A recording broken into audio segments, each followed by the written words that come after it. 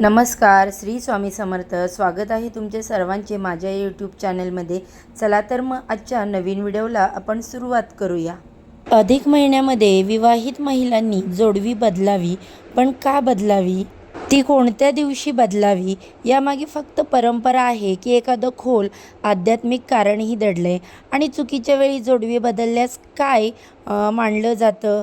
चला, अधिक महिन्यात जोडवी बदलण्याचे नियम, शुभमुहूर्त आणि यामागचं शास्त्र सविस्तर आपण जाणून घेऊया.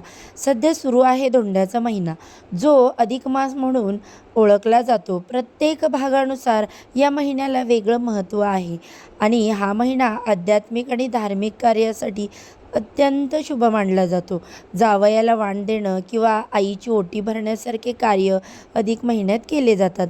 मात्र याचा सोबत अधिक महिन्यात सौभाग्यवती स्त्रिया आपल्या सौभाग्य अलंकारांपैकी एक अलंकार या महिन्यात बदलत असतात आणि ते म्हणजे जोडवी.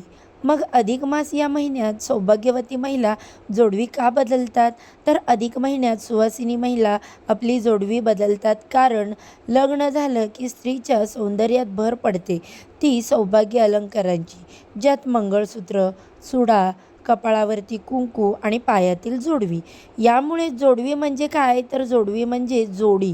यात एक जण नसेल तर ती जोडी आपण अपूर्ण मानतो आणि ही जोडवी टिकून राहावी म्हणूनच जोडवी प्रमाणे पती पत्नीची जोडी अखंड एकत्र राहावी, ती कधी अपूर्ण होऊ नये म्हणून सुवासिनी या महिन्यात जोडवी बदलतात असं मानलं जातं आणि नवीन जोडवी घेतात. त्याचबरोबर ही जोडवी नवीन घेतात, नातेसंबंधातील प्रेम आणखी वाढतं आणि पुढचे 3 वर्ष तसंच टिकून राहतं. म्हणून दर 3 वर्षांनी येणाऱ्या या अधिक महिन्यात जोडवी बदलली जातात.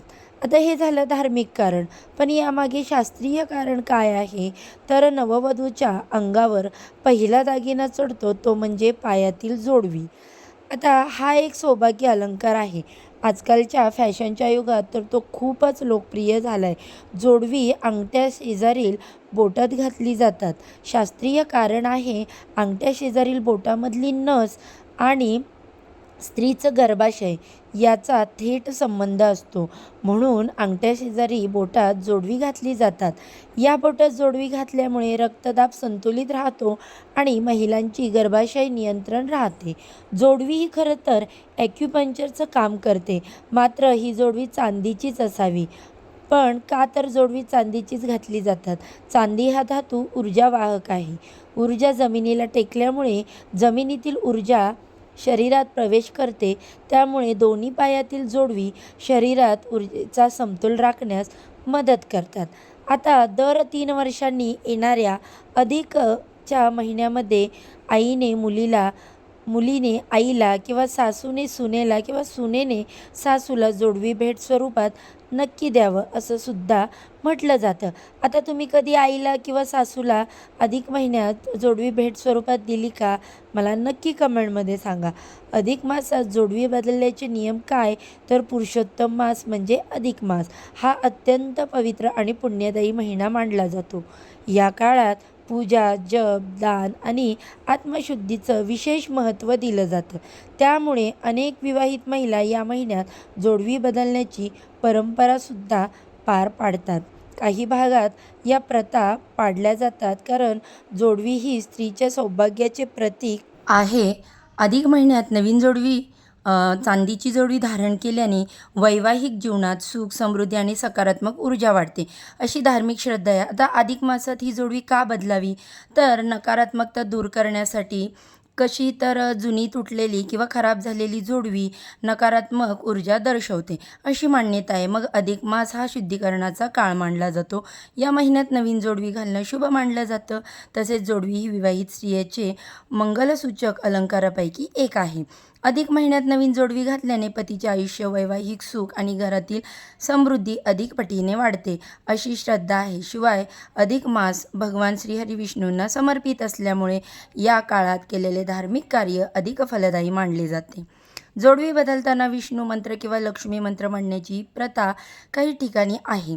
आता तुम्हाला ही जोडवी बदलायची असेल तर अधिक महिन्यात कोणत्या शुभ दिवशी बदलावी?